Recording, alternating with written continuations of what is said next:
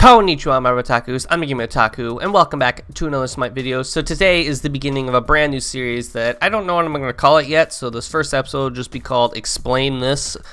Basically, this series will be touching on things that people might not quite understand, or for you veterans, it might just be common sense, but this is more of another educational series like the God Guides. It was an idea that someone on Twitter gave me, so I figured I'd give it a try and see what you all thought about it.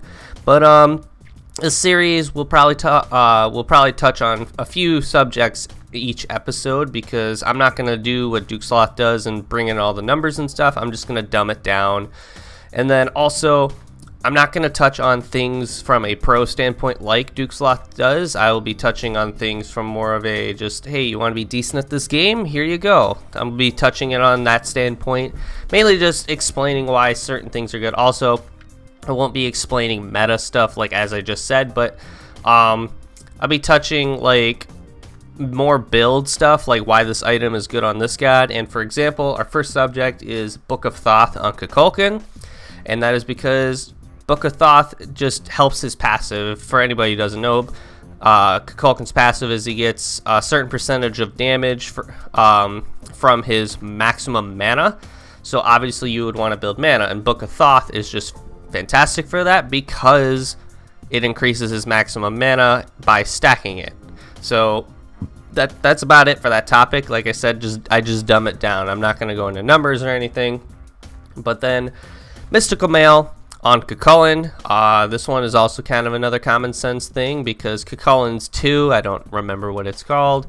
It's a Mystical Mail in a kit. So if you build that, if you build Mystical Mail and you use his 2, you have 2 Mystical Mail going at once. They stack on top of each other, essentially. So, yeah. Again, for all you Smite, like, quote-unquote pro players, people who have logged almost a couple thousand hours into the game, this is all common sense to you. So, obviously, you're typing in the comments right now like, yeah, no shit, Sherlock. But believe it or not, there are people out there that do not know this stuff. And that's what this series is for, is to help people. But then we're going to touch on a topic that I know Thoth touched on, and again, if you want more specifics, definitely go watch his video on it. But I'm dumbing it down a little. Double stacking, it's terrible. If you're doing it on a hunter, you don't know what you're doing, because it's just bad. You're giving up DPS for a hunter if you're double stacking. And then for mages, yes, it has a lot of damage, but the downside is you are useless until that build is complete. Like 100% just useless. You're giving up utility, and you can get close to the same amount of damage with only one stacking item and then normal items. You don't need to double stack on a mage. And when I say double stacking, I'm talking like Book of Thoth and Warlock Sash and Doom Orb. Shaman's Ring I don't really think counts, because that goes towards damage on gods instead of killing minions. So it takes a little less time to complete.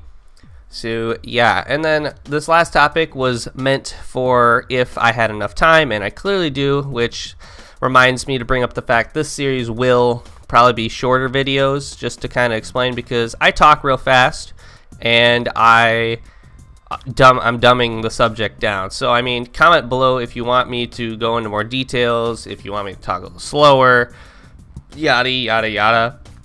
But anyways, this next topic is dashing to engage, because someone commented on my video just recently saying that especially they commented on a god guide saying that god should dash to engage and all that, and that brought up the topic on if you should dash to engage in general. And this is kind of an iffy topic, because you can, but it might have consequences. You can dash to engage if, 1, your team is there to follow you up, and 2, if you know you're going to get the kill. Obviously, you can't be 100% certain you're going to get the kill, because anything can happen in Smite, literally anything. So, I mean, again, dashing to engage has its pros and its cons, and there's going to be consequences if you do it at a wrong time. So if you're dashing into a kill, the entire enemy team is up, but you don't see anybody. Your team isn't there, you're alone. And if you're on the conquest map, you're risking getting ganked and getting turned on.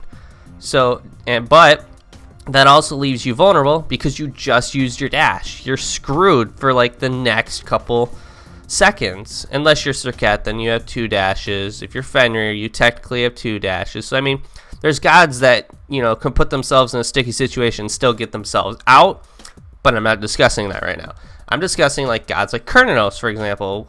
That's probably a bad example, but whatever. Kurnanos only has 1 dash, so if he dashes to engage and he doesn't realize that someone's about to gank him, he's fucked. He's most likely fucked. Unless he has Zal, he might give himself a fighting chance. But anyways, the point is, choose the right time to engage. Don't just always use your dash to engage, because then you are setting yourself up for failure. You're gonna die probably, I would say, 60% of the time. But I mean, I'm not doing the math, obviously, because there's no math to go off of.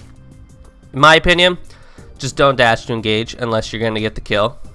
Or I didn't bring this part up, to back up a teammate. If, say, they are too far ahead and you can't reach, dash to catch up. Feel free to do that. Just, if you're going to do that, also be sure you're not about to fuck yourself over while your teammate is dying. But whatever. So anyways, that is this end of this episode. Again, if you guys want me to go into more detail and you want me to talk slower and all that stuff that I'm bad at doing, definitely comment down below. Again, this series is meant to dumb things down that, for example, maybe Duke Sloth would talk about, like the double stacking topic. He did a whole, I think, 13-minute video on that, and I turned it into 20 seconds. But if you want me to go into more detail, you want me to bring in the numbers, feel free to comment down below, and I'll take it into consideration. This is just the first episode, so I don't really know where I want to take this series. But this series will mainly revolve around why certain items are good on maybe certain gods, or why certain items are just good in general. And I'm going to try not to take it to a meta standpoint, but usually that's why an item is good and why it's in the meta, because it's in the meta. But yeah, so anyways, thanks for watching. Don't forget to leave a like and or subscribe for your senpai, and then comment below what other topics you want me to talk about, and I'll see you Brotakus in the next video. See ya!